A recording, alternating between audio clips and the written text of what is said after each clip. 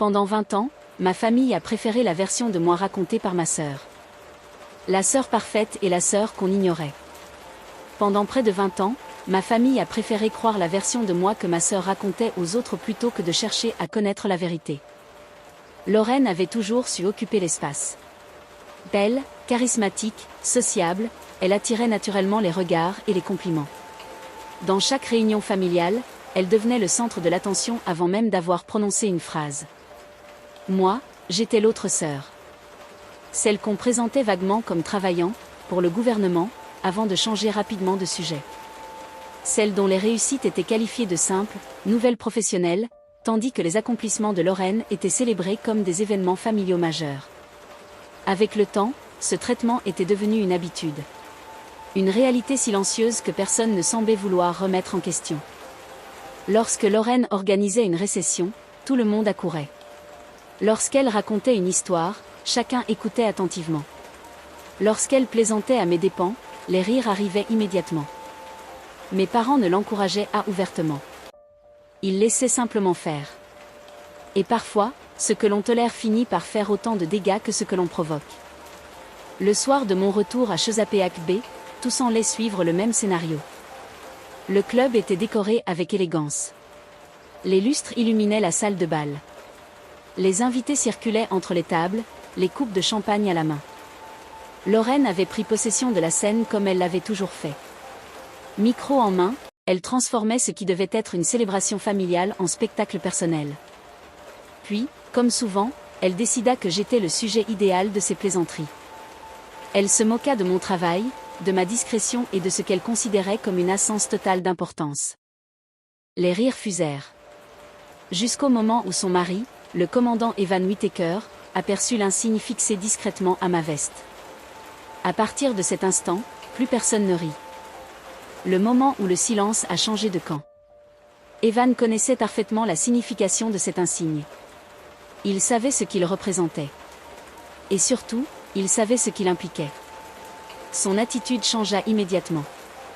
L'officier discipliné remplaça soudainement le mari souriant qui assistait jusque-là à une récession mondaine. Pour la première fois de la soirée, Lorraine sembla perdre le contrôle de la situation. Elle chercha des regards complices autour d'elle. Mais personne ne semblait disposé à rire davantage. Parce que la vérité venait de pénétrer dans la pièce. Et la vérité possède une étrange capacité à rendre le ridicule beaucoup moins amusant. Lorsque certaines informations concernant des accès non autorisés à des documents sensibles furent évoquées, l'ambiance changea complètement. Les conversations cessèrent. Les sourires disparurent. Les invités comprirent progressivement qu'ils n'assistaient plus à une simple dispute familiale. Quelque chose de beaucoup plus sérieux se déroulait sous leurs yeux. Quand les apparences commencent à s'effondrer. Lorraine tenta d'abord de transformer la situation en nouveau conflit entre sœurs.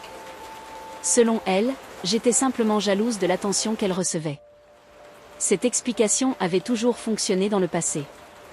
Chaque fois que je contestais quelque chose, elle présentait l'histoire comme une rivalité familiale. Et bien souvent, mes parents acceptaient cette version sans poser davantage de questions. Mais cette fois, les règles avaient changé. Les personnes présentes n'étaient plus seulement des membres de la famille ou des amis. D'autres intervenants observaient désormais la scène avec un regard bien différent.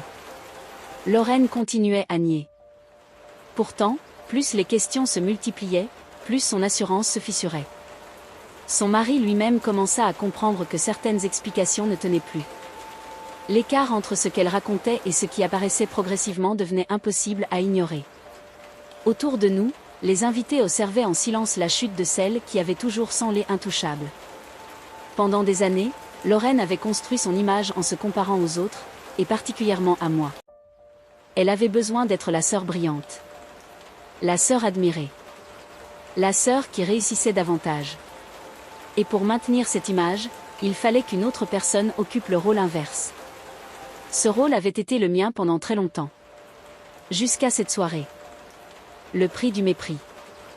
Lorsque certaines vérités commencèrent à apparaître publiquement, l'équilibre familial se brisa.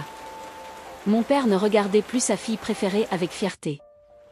Il la regardait avec inquiétude. Ma mère ne trouvait plus les mots qui avaient toujours permis de minimiser les problèmes. Et Lorraine découvrait une réalité qu'elle n'avait jamais vraiment envisagée. Les applaudissements disparaissent très vite lorsque la confiance s'effondre. La vérité finit toujours à retrouver sa place. Après cette soirée, beaucoup de personnes cherchèrent à me contacter.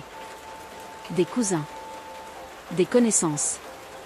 Des personnes qui semblaient soudain très intéressées par mon parcours et par ce que j'avais accompli.